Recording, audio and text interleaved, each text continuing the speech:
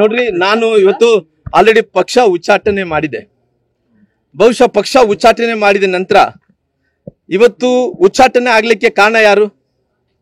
ನಮ್ಮಲ್ಲಿದ್ದಂತ ನಾವೇ ಒಬ್ರಿಗೆ ತಿಳಿಯಾರ್ದಂತ ಒಬ್ಬರಲ್ಲಿ ಕಿವಿಗೆ ಅವ್ರ ಕಿವಿಯಲ್ಲಿ ಇವ್ರು ಓದೋದು, ಇವ್ರ ಕಿವಿಯಲ್ಲಿ ಅವರು ಹೇಳೋದಕ್ಕೆ ಕಾರಣ ಅವ್ರು ಇವತ್ತು ಉಚ್ಚಾಟನೆ ಆಗಿರ್ಬೋದು.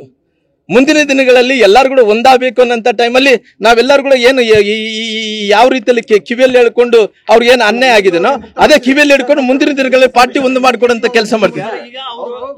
ಜೊತೆಗೆ ಇನ್ನೊಬ್ರು ಈಶ್ವರಪ್ಪನವರು ಇದ್ದಾರೆ ಸರ್.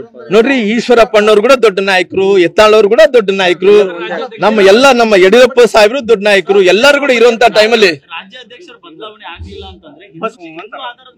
ನೋಡ್ರಿ, ಭಾರತೀಯ ಜನತಾ ಪಾರ್ಟಿನೇ ಇವತ್ತು ಹಿಂದುತ್ವ ಇರುವಂತ ಪಾರ್ಟಿ. ಇದಕ್ಕಿನ್ನ ಹಿಂದುತ್ವದಂತ ಪಾರ್ಟಿ ಇನ್ನೊಂದು ಯಾವ್ದಿದಾವ? ನೋಡ್ರಿ ಪಾರ್ಟಿ ನೋಡ್ರಿ ಯಾವುದೇ ಅಸಮಾಧಾನಗಳು ಇಲ್ಲ. ಅಕಸ್ಮಿತವಾಗಿ ಯಾರಿಗನ ವಿಜೇಂದ್ರ ಅವ್ರ ಬಗ್ಗೆ ಅಸಮಾಧಾನ ಇದ್ರೆ ಕೂಡ ನಾನೇ ಹೋಗಿ ಪಾರ್ಟಿಯ ಹಿತದೃಷ್ಟಿಯಿಂದ ಪಾರ್ಟಿ ಸಲುವಾಗಿ ನಾವೇ ಕೈಕಾಲು ಹಿಡ್ಕೊಂಡು ಅವ್ರು ಸಮಾಧಾನ ಮಾಡಂತ ಕೆಲಸ ನಾನು ಮಾಡ್ತೇನೆ.